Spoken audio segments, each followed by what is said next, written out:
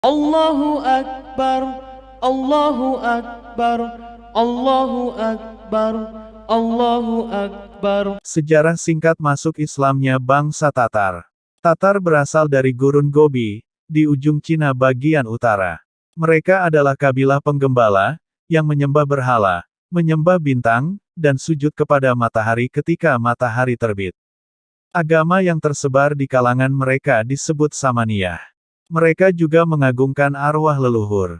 Kata Tatar digunakan untuk menyebut kabilah Mongol, Turki, Uighur, Saljuk, dan suku yang mendiami kawasan ini. Istilah Tatar digunakan untuk semua kabilah Mongol dan Turki, yang kelak menjadi tonggak berdirinya Khilafah Utsmaniyah. Istilah Mongol juga meliputi semua kabilah ini. Melihat cengkraman Genghis Khan atas kabilah lain. Karena itu, etnis Mongol digunakan untuk menyebut mayoritas penduduk di benua Asia yang berkulit kuning. Pertanyaannya, apa pengaruh Mongol dalam sejarah kaum Muslim, selain pembunuhan dan pembantaian? Apa yang kita ketahui tentang Mongol, setelah mereka meluluh lantakkan Baghdad, dan mereka berhasil dikalahkan dalam Perang Ain Jalut? Memori tentang Mongol yang hilang dari benak kaum Muslim, bahwa Mongol mulai masuk Islam, setelah 35 tahun mereka memasuki wilayah kaum Muslim.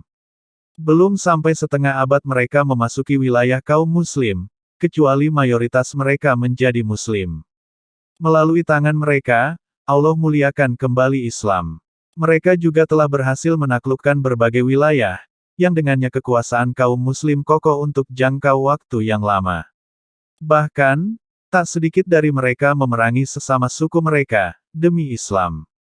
Memang tidak dipungkiri, setelah peristiwa serangan mereka terhadap Baghdad, dan 35 tahun mereka di negeri kaum Muslim, karakter mereka tidak hilang, kecuali setelah mereka memeluk Islam. Padahal, dari aspek akidah dan dakwah Islam, jelas tidak sehebat di masa generasi Muslim pertama.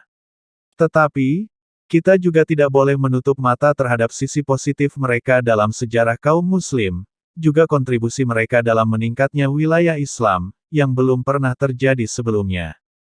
Bahkan, belum bisa diulang hingga sekarang. Masuknya Islam ke wilayah-wilayah yang sebelumnya belum pernah dijamah kaum Muslim. Pengaruh mereka di sana, meski berbagai upaya terus-menerus dari musuh-musuh Islam untuk menghancurkan dan memusnahkan mereka. Karena itu, bisa dikatakan, bahwa Mongol mewariskan negeri Islam yang begitu luas, dari ujung timur hingga perbatasan wilayah barat, dan perbatasan Asia Eropa. Wilayah Tatar itu meliputi kawasan timur Eropa, dan barat Siberia, kawasan Iran, Cina dan Mongolia, kawasan Turkistan Barat, dan India. Yang menarik, dakwah Islam justru tiba-tiba tersebar di kalangan bangsa ini. Melalui tangan-tangan para pengemban Islam terwujudlah apa yang belum pernah diwujudkan sebelumnya, baik dengan senjata, tekanan penguasa dan raja. Karena itu, Islam mulai merasuki jiwa-jiwa musuhnya, dan memikat hati mereka. Karena itu, merupakan hal yang aneh, ketika bangsa pemenang perang ini justru tunduk kepada Islam, yang pemeluknya mereka kalahkan. Biasanya, bangsa yang menang, akan diikuti oleh umat yang kalah. Tetapi, tidak dengan Islam dan kaum Muslim. Justru, Tatar tunduk kepada Islam dan kaum Muslim, umat yang ditundukkan. Bahkan, bangsa Tatar ini memeluk agama mereka pada posisi yang paling kuat, dan puncak kekuasaannya. Sekianlah sejarah singkat tentang masuk Islamnya bangsa Tatar, izinkan admin untuk mengingatkan. Jangan lupakan, dan tetaplah ingat kepada 6 pemuda beriman, pengawal ulama, yang tidak salah apa-apa, diculik, lalu disiksa dengan sadis dan kejam, kemudian dibantai tanpa belas kasihan, oleh segerombolan setan. Kasus ini dikenal sebagai kasus KM50, yaitu tragedi kemanusiaan paling biadab yang pernah terjadi di Indonesia.